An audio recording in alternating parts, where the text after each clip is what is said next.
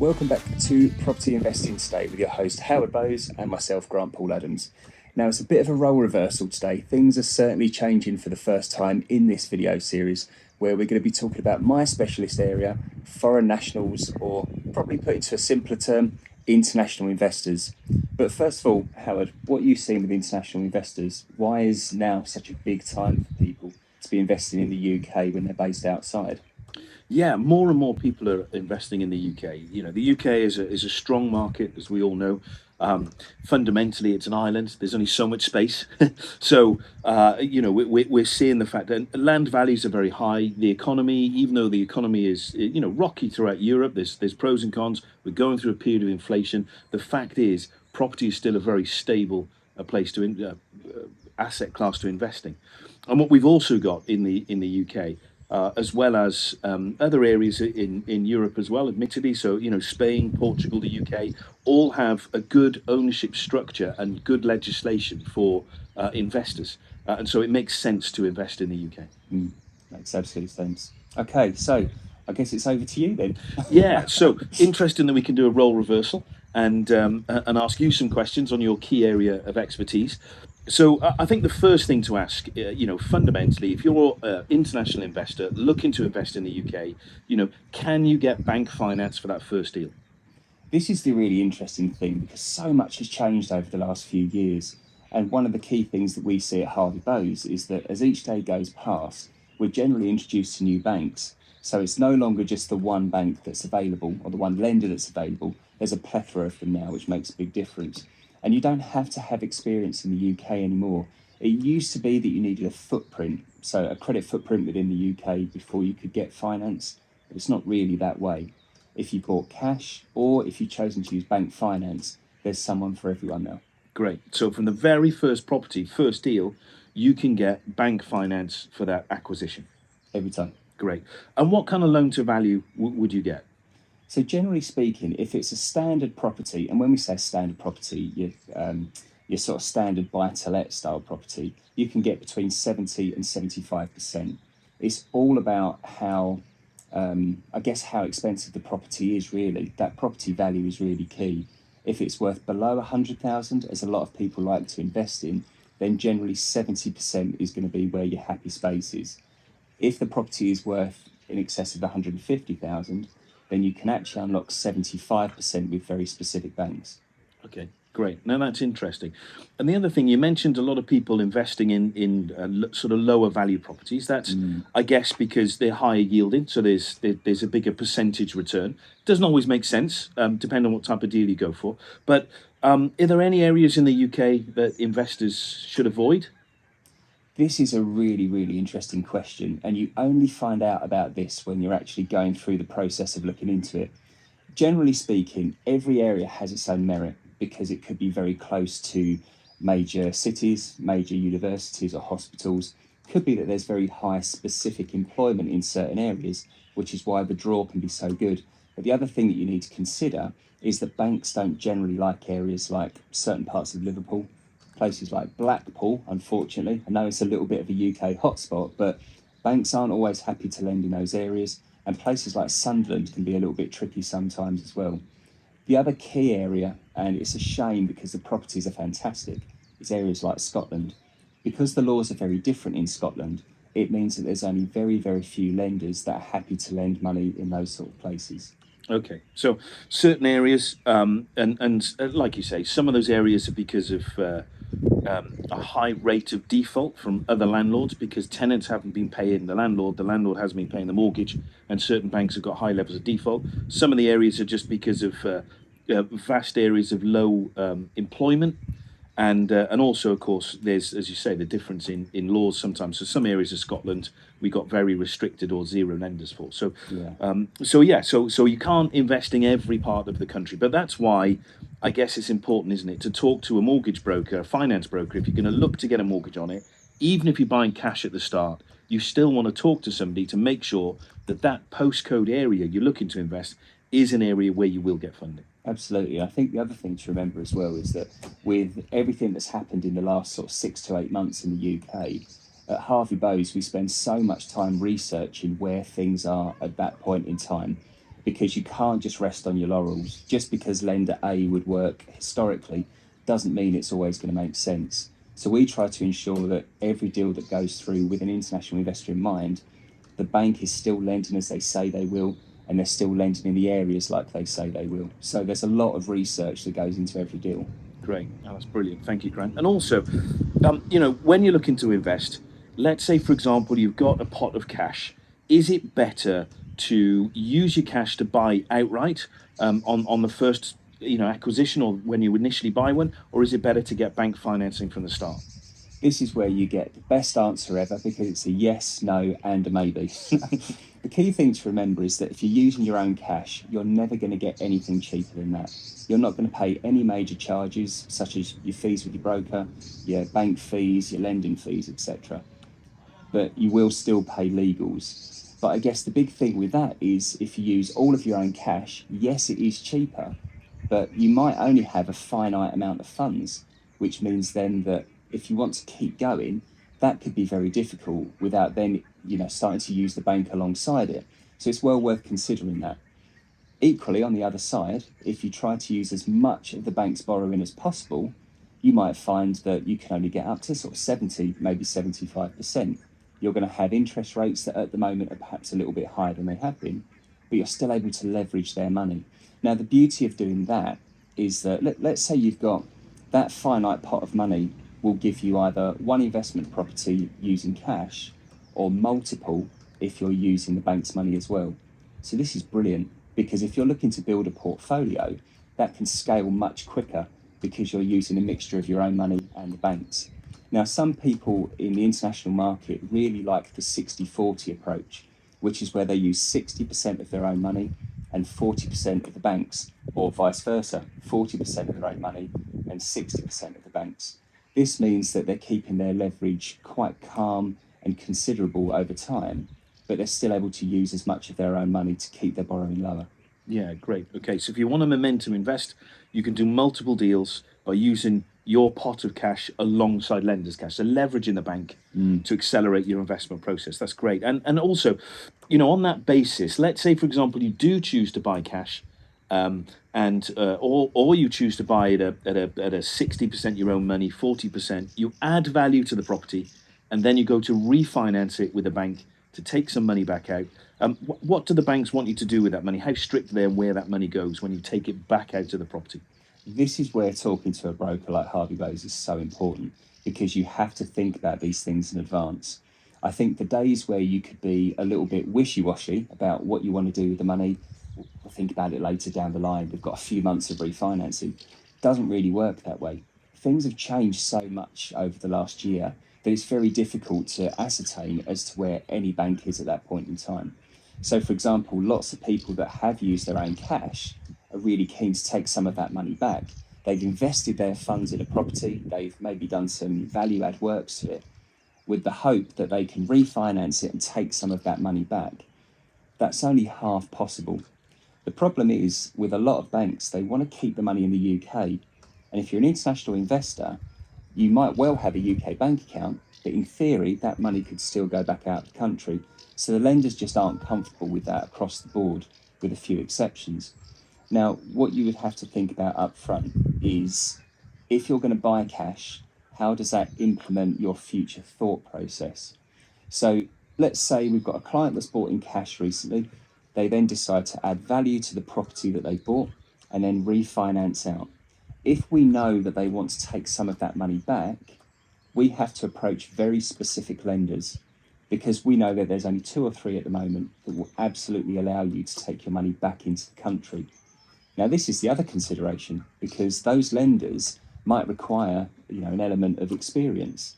Some lenders might have a year's worth of standard property experience before you can start doing the bigger stuff and taking that money back. So the more that you're, I guess, attuned to your future and what you plan to do at the beginning, as they say in 7 Habits of Highly Effective People, start with the end in mind, habit number 2, one of your favourites. But you have to think about that, because if you want that money back, you have to prepare for that. Alternatively, if you're just raising money to put towards an onward investment, and when we talk about an onward investment, that's your next property purchase, maybe you're fortunate enough to have a big enough pot of cash so you can have another property owned outright, and you might want to just use the refinance money towards your works. We can absolutely do that. We can actually align things up so that the two loans will complete at the same time. So long as you've got things such as a schedule of works or sales particulars for your next property and a good solicitor that's going to be able to make everything tie in, then that's absolutely acceptable for the banks at the moment. Brilliant. So yeah, so you've got to be really careful and transparent about what you're using the money for, because when it comes to drawing the money out, you go through the refinance process, and towards the end of the application, some of the lenders will come out and say, well, look, we want to know exactly where that money's going, and we want to tie down the fact you're buying another property or you're spending it on a refurb. But then there are also lenders that will let you take it back out of the country into your homeland, if you like, if you want to. So we need to know at the beginning, don't we, what the intention is with that money. Then we can put them with the right or advise the right lender. Exactly. And it is all about transparency. It works both ways. People expect us to be transparent about everything to do with their deal because it's a lot of money that's involved. But equally, we need to have some transparency as well. We need to understand what the thought process is and what the intentions are as best as possible. Those intentions could change, and that's never a problem because we can always find a way around it. But the more you know up front, the more that is disclosed between the two parties up front, the easier it is to choose the right lender from the get-go. Yeah, great. Brilliant. Okay. And what's interesting at the moment, I think, is that, again, we've seen, like you've said, Grant, many people are international investors are buying the low end, higher yield properties. There are various different strategies that you can do in terms of property investment. From an international investor's point of view, what do you think are the key strategies for 2023? This is where I think, because rates are much higher, you need to be considering how your money is going to work. Because if you've got certain tax laws in certain countries and you're trying to, get a better return on your money, you need to make sure that a property is going to make sense. And it might be that a £50,000 property in the north of England, for example, seems advantageous, but by the time you've factored in your interest rate from the bank, it might not actually make any sense. So things such as serviced accommodation in the short term, so long as it makes sense, so long as there's a logic behind it. Is it in an area where there's lots of construction, where professionals visit regularly? Is it a good holiday destination? Service accommodation can be a great way of getting extra money and making that property work better for you. Alternatively, it's looking at having multiple tenants, be that an HMO or even a block of flats, because that way you're getting multiple streams of income rather than from just one single tenant. That way, when the rates are a little bit higher, you're still clearing a good profit to make sure that your investment is just that, an investment. Brilliant. Yeah, thank you. So there's key ways to invest that, even though the rates have gone up and it's a little bit more expensive now to borrow money from the bank and make a deal work, the key is, if you're looking at the right deals, they still work and they're still highly profitable. Yeah, and this is where talking to people makes sense as well, because we would always review everybody's strategy. We've had plenty of meetings this week where we're looking through what people are hoping to do, what people are actually doing, and how they want to make everything work together. So when you're sharing that information and you're talking to people that do it themselves and they talk about it all day, every day, then that strategy is going to become much easier to implement. So I think that's where, again, that transparency and that openness between your broker and yourself, or in our case, ourselves with our clients, it makes a lot of sense, and it gives you a good, clear vision about how you can move forward. Great, yeah, thanks for that, Grant. And one of the other keys, I think, is understanding for an international investor what kind of paperwork are they going to be expected to provide to keep a UK bank happy and get that funding.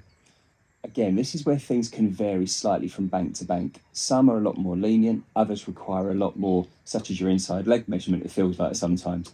But so long as you've got your bank statements, so long as you've got a good explanation as to how your company is structured, if you're buying in a UK limited company, a lot of lenders will ask about that. They need to understand how your UK limited company is formed around your international company, if there's an international company involved at all.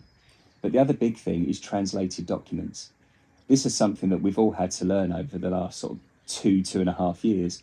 We need to make sure that the bank can read what has actually been provided. So if you've got very specific documents that happen to be in your own language, absolutely fair enough. However, the UK banks will require that to be translated into English. So you need to make sure that if it's something that's time sensitive, like a bank statement, think about doing that a little bit further in the process rather than up front.